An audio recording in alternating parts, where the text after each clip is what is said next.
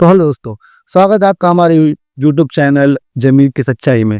दोस्तों आज हम आपके लिए लेकर आए हैं एक ऐसा टॉपिक जो कि बहुत ही चर्चा में है, बहुत ही ज़्यादा परेशानी में है, क्योंकि बहुत ही ज़्यादा लोग परेशानी में रहते हैं नक्शे के ऊपर कि हमें नक्शा बनवाना चाहिए या फिर नहीं बनवाना चाहिए। अगर हम नक्शा बनवा लेंगे तो क्या क्या अच्छाई हो सकती है या फिर कोई दिक्कत क्या हो सकता है अगर नहीं बनवाएंगे, तो उसी पे हम चर्चा करेंगे। पिछली भी वीडियो में आपने देखा था, हमने जमीन के सच्चाई के लिए लेकर आपको वीडियो बताया था। वीडियो में ये बताया था कि जमीन में अगर आप खसरा खतौनी में अगर दिक्कत है, पावर ऑफ अटॉर्नी क्या होता है, यानी कि टोटल A to Z जमीन की सच्चाई के बारे में आपको हम बताएंगे हमारा यूट्यूब चैनल जमीन की सच्चाई। दोस्तों शुरू करते हैं। आज का जो हमारा टॉपिक है, आप ध्यान दीजिएगा, आपको बहुत अच्छे से दिखाई दे रहा होगा। जो हमारा चैनल है जमीन की सच्चाई, आपका जो टॉपिक है उसका नाम है नक्शा पास नहीं है तो जमीन वैध है या नहीं। सोचिए दोस्तों, आपने 20 लाख रुपए की जमीन ली, आपने रजिस्ट्री भी कराया, उसके बाद भी आपको ये दिक्कत है, उसमें ये भी दिक्कत है कि आपकी जो घर बनवा रहे हैं आप, वो वैध रहेगा या नहीं वैध रहेगा। क्या पता आज आप बनवा ले जमीन में, आपने जो है जमीन में अपना घर बनवा ले, आप खुद की आप ही की जमीन है, उसके बाद भी गवर्नमेंट की तरफ से कुछ लोग आए, आपको नोटिस लगा जाए और उसके बाद जो है आपका घर गिरा दिया जाए अवैध निर्माण बता करके। इसी पे आज हम चर्चा करेंगे दोस्तों। तो पहला हमारा टॉपिक जो रहेगा, ध्यान दीजिएगा, नक्शा पास का मतलब क्या होता है। नक्शा पास का मतलब क्या होता है उस पर बात करेंगे। आपने जमीन खरीदी, जमीन खरीदने के बाद विकास प्राधिकरण के अधीन आता है जमीन। उसमें जो है विकास जो अधिकारी होते हैं, कि जैसे मान लीजिए दिल्ली में चलता है DDA, लखनऊ में चलता है LDA, बनारस में चलता है VDA। तो ये विकास जो प्रखंड अधिकारी जो होते हैं, इन लोगों का काम होता है जमीन का नक्शा अप्रूव करना, अप्रूवल देना जमीन का नक्शा। वो नक्शा कहाँ से बनेगा, आप कोई भी इंजीनियर से अपना नक्शा बनवा सकते हैं, आर्किटेक्ट इंजीनियर से अपना नक्शा बनवा सकते हैं अपने जमीन का। वो बनवाने के बाद आप जाएंगे अधिकारियों के पास, ऑफिस में प्रोसीजर है, वहां पे अपना जमीन का नक्शा देंगे। आप जो भी घर आपको बनवाना है, निर्माण करवाना है, उसका जो है आप देंगे नक्शा, उसको बोला जाता है नक्शा पास करवाना। लोग सबसे बड़ी गलतफहमी क्या रखते हैं, दूसरा टॉपिक है।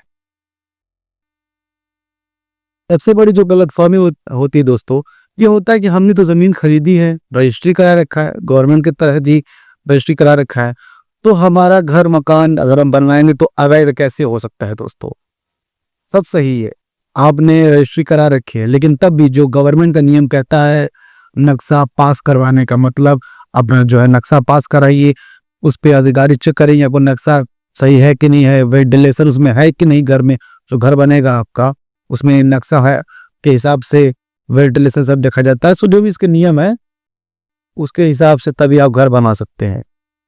अगर आपने पास नहीं कराया तो वही होगा दिक्कत आपको। तो गलतफहमी यही होती है कि लोग सोचते हैं कि हमने रजिस्ट्री करा रखी है तो फिर हो जाए, उसके बाद अभी कोई दिक्कत नहीं होगी, लेकिन ये गलत है दोस्तों।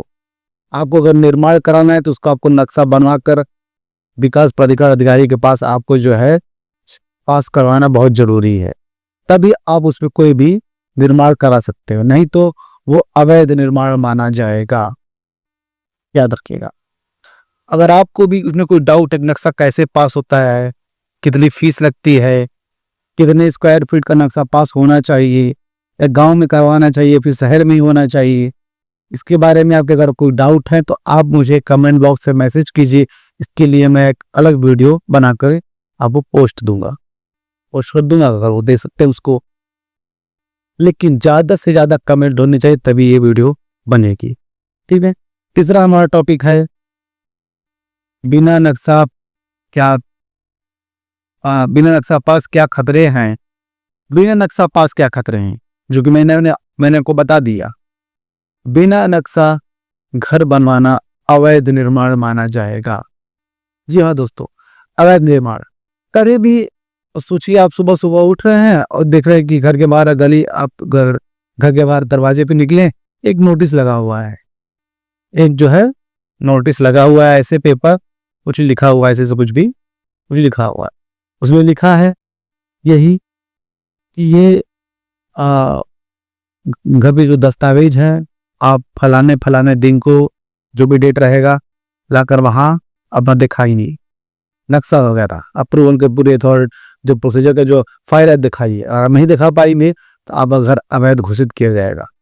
यहाँ तक उसमें अवैध घोषित कर दिया गया है ये भी लिखा रहेगा, लेकिन अगर आपके पास डॉक्यूमेंट्स है तो आप उससे बच सकते हैं, आपका घर गिरने से बच सकता है। भले ही आपने अपना घर जमीन की रजिस्ट्री कराई हो, आप गांव में हो या फिर शहर में हो, ये मायने नहीं रखता।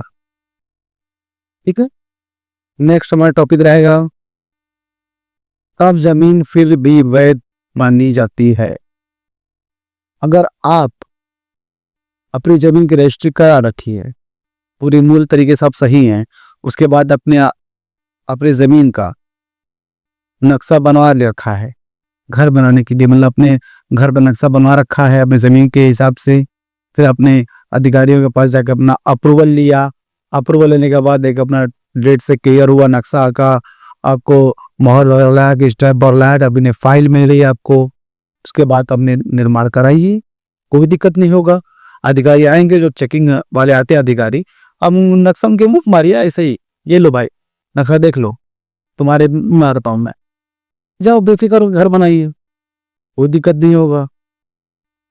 ये होता है दोस्तों, नक्शे में ये तक भी लिखा होता है कि आपका कितने तल्ला का जो भी मकान आप बना रहे, जितने फ्लोर का आप मकान बनाएंगे उसमें, तो उसके हिसाब से उसकी नींव कितनी होनी चाहिए, कितनी मोटी होनी चाहिए, कितना थिकनेस होना चाहिए, आपके कॉलम कितनी मोटाई चौड़ाई, कितने mm का सरिया होना चाहिए, सब लिखा होता है उस, इसीलिए वो नक्शा पास कराना बहुत जरूरी होता है दोस्तों। ठीक है, तो इसीलिए ही माना जाता है कि ये अवैध होता है, जो नक्शा नहीं पास कराएगा उसको अवैध निर्माण बोलते हैं। भले ही जमीन आपकी हो लेकिन उसको अवैध निर्माण ही करार दिया जाएगा, उसके अर्थ ही आपका घर मकान दुकान जो भी हो, बंगला हो फार्म हाउस हो कुछ भी हो, एनीथिंग तोड़ा जाएगा, तोड़ दिया जाएगा।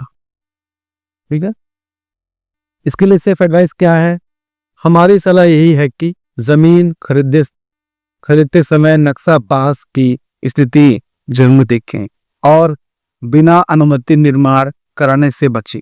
दोस्तों सलाह आपने ध्यान नहीं दिया, एक बात आप ध्यान देने वाली बात है इसमें, यह बात है कि नक्शा पास कराने की स्थिति ये नहीं होता कि कहीं की भी जमीन उठा के उसका नक्शा पास करा लीजिए, नहीं, 2-3 आपको पॉइंट देना होता है दोस्तों। मान लीजिए कोई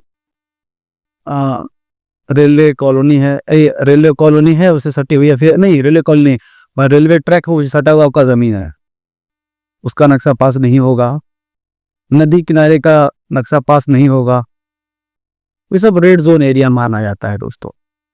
कोई पेट्रोल पंप है उसके बगल में दिक्कत हुई होगी, बिजली विभाग अगर है, पावर हाउस अगर बगल में है, मतलब कि जैसे होता है पावर हाउस वगैरह होता है कॉलोनी में, घर में, गांव में जो भी लाइट सप्लाई देता है, उसके अगल बगल भी जो है आपका नक्शा पास नहीं होगा, तो ये सब रेड जोन एरिया होता है। आपको हमेशा जमीन लीजिए, तो मैं क्या बोलता हूँ आपको, जमीन आप जब भी लीजिए तो जमीन की आप क्या निकलवा रही दोस्तों, कमेंट बॉक्स में मैसेज जरूर कीजिएगा कि हम क्या बोलते हैं, जमीन की निकलवाइए जन्म कुंडली।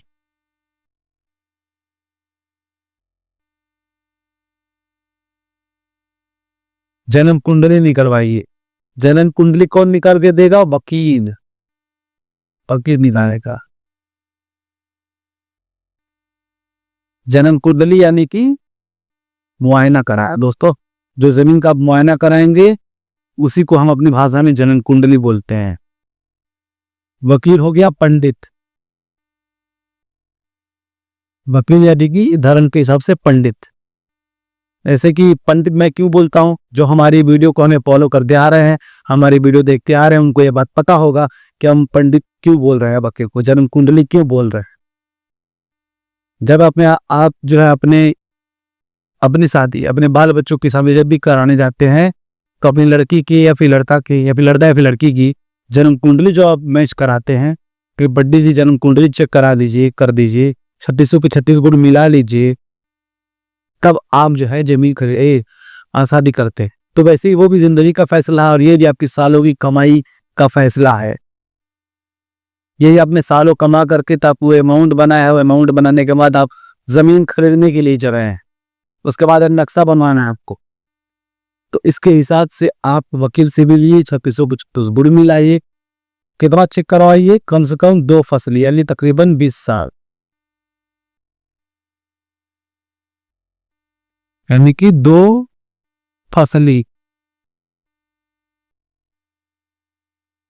वकील से चेक करवाइए 20 साल यानी कि तकरीबन 2 फसली। वकील यानी पंडित, उसे क्या कराना है, पंडित से जन्म कुंडली निकालना है, किसका, जमीन का। उसकी पूरी चौहद्दी चेक करवानी है, इस जमीन में क्या दिक्कत है क्या नहीं, सब पता चल जाएगा।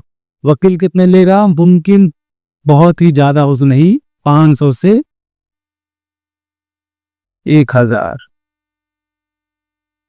1000 रुपए लेगा और आपको पूरी बायोडाटा जमीन के बारे में दे देगा। जहां कुछ लाखों रुपए खर्चा कर रहे हैं वहां 1500 रुपए कुछ नहीं कहलाता, 500 या फिर 1000 रुपए आपके लाखों रुपए डूबने से बचा सकता है। दोस्तों जाइए और जाके जरूर अपनी जमीन के बारे में चेक करने के बाद ही जो है कि अपना जमीन आप खरीदिए, हर चीज चेक करने के बाद। सबसे बड़ी हमारी सलाह क्या होती है, जमीन में समझदारी सबसे बड़ा फायदा है। जमीन जब भी ले रहे हैं आप तो जमीन लेने के लिए क्योंकि नक्शा पास करना है, मकान ही बनाना है उस पे, तो हमारा टॉपिक है नक्शा के ऊपर। लेकिन स्टार्टिंग आप गलत रहेगा तो आपका बाद में सब दिक्कत ही होगा। इसके लिए जमीन सबसे पहले अच्छी जगह से सब मुआयना कराने के बाद, नक्शा चेक करवाने के बाद तब लीजिए। गूगल बताएगा, वकील बताएगा। दोस्तों आपने सालों की कमाई का पैसा आपने लगाया, आपने बहुत ही खून पसीना एक करके अपने पैसे कमाए और कमाने के बाद आप जमीन ले रहे हैं, तो जमीन आप जब भी लीजिए जगह से लीजिए, बहुत ही अच्छी जगह से लीजिए, क्योंकि उस पर आपके बच्चों का फ्यूचर सेट है, आपका फ्यूचर है उस पर। माहौल भी मायने रखता है हमेशा। ठीक है दोस्तों, ध्यान दीजिएगा, जमीन जब भी लीजिए चौहद्दी चेक करवाइए, अगल बगल कौन है, कितना रास्ता है, कितना ड्रेनेज वगैरह सब चेक कीजिए आप। अगर आपकी भी कोई मनसा है, अगर आप कोई भी सवाल है उसके जवाब पाना चाहते हैं, आपके उसको कोई दिक्कत है, किसी ने कब्जा कर रखा है जमीन वगैरह है, कुछ दिक्कत, अगर आप कोई सी भी दिक्कत है जमीन के रिलेटेड, आप मुझे कमेंट बॉक्स से मैसेज कर सकते हैं, मुझसे आप सवाल कर सकते हैं, मैं आपको जवाब दूंगा। कमेंट बॉक्स में नहीं, वीडियो के माध्यम से मैं आपको जवाब दूंगा। तो आखिर हम ये कहना चाहेंगे दोस्तों, सावधानी से, दुर्घटना से देरी भली, सावधानी से चलिए और सुरक्षित रहिए। यानी कि आप जमीन में जल्दबाजी मत कीजिए, देरी करके अच्छे से मुआयना करके जमीन आप खरीदिए, उसके बाद ही आपका नक्शा पास होगा, फिर आपका घर बनेगा। तो जब भी कीजिए लीगल तौर पे हर चीज कीजिए, ताकि आग अभी तो कोई दिक्कत नहीं है, लेकिन आने वाले 5 साल में 10 साल में कोई परेशानी हो सकती है आपको। ठीक है दोस्तों, हमें दीजिए इजाजत, फिर मिलेंगे कहीं अलग वीडियो में।